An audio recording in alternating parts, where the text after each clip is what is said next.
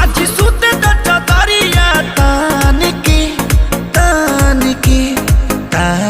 के टूट जाए राजा जी, टूट जाए राजा जी पलंग सागवान के, टूट जाए राजा जी पलंग सागवान के।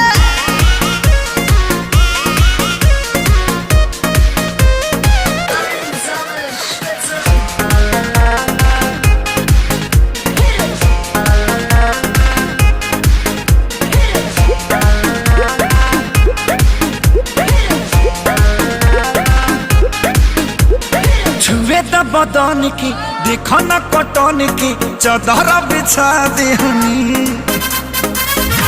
पलम जी मन पिघला दे